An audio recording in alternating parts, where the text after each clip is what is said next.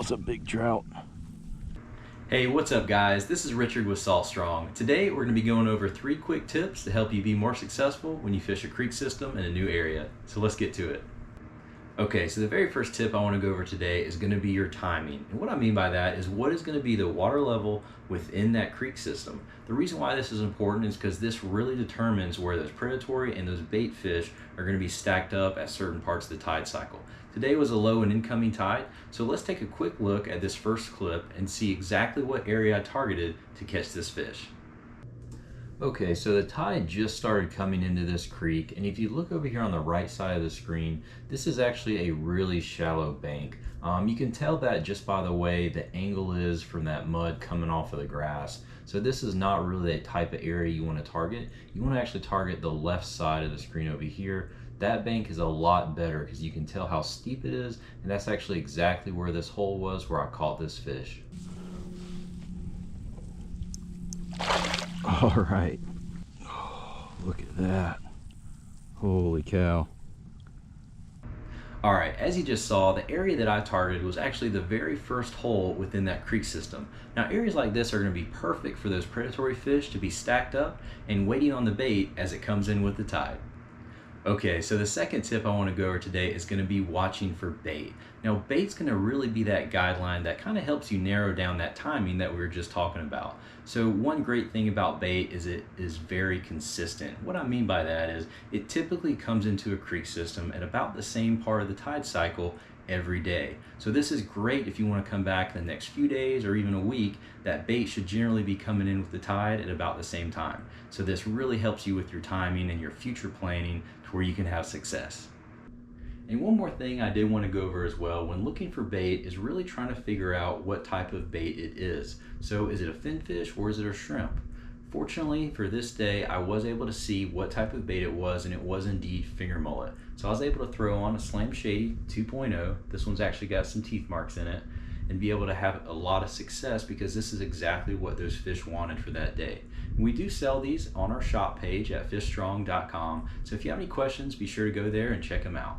Alright guys, so here's some bait that's starting to come in, and the very first thing it's trying to do is get pushed up into the grass so it can get on top of those flats as fast as possible to get away from those predators. So right now I'm in the perfect position to catch those fish.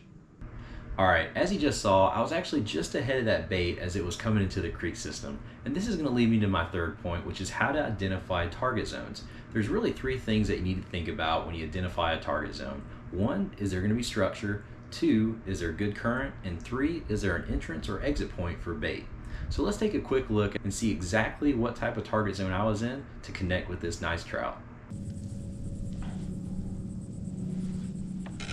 So there you have it guys, all 3 boxes were checked on this target zone. There was some underwater structure, a really nice shell bar. You couldn't see it because the water level had risen, but there was still some really good current flow going on, and there was a perfect entrance and exit point for bait to get on and off the flat.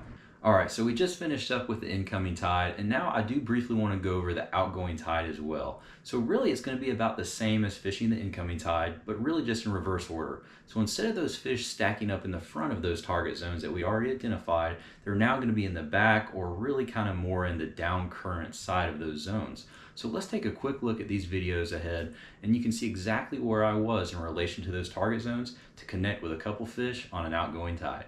Okay, so just off to my right is actually a perfect target zone for a high outgoing tide. As you can see, there's actually a really nice flat just past the grass there, and there's still some water on it. But right now, that tide is sweeping all that bait out right there through the drain. So those predators are going to be stacked up just on the down current side and on that bank. It doesn't take long before I'm hooked up with a nice trout. Oh, nice trout.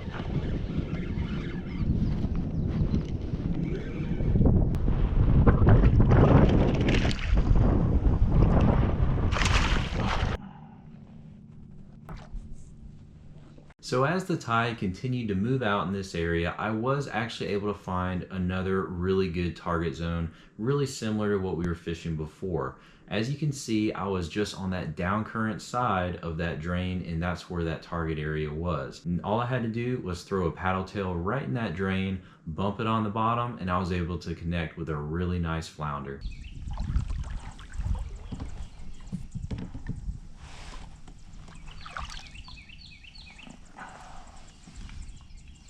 All right, so that's it for today, guys. Hopefully you found these tips helpful, and if there's anything that you like to do when fishing a creek system or have any questions, be sure to drop a comment below. We'd love to hear from you.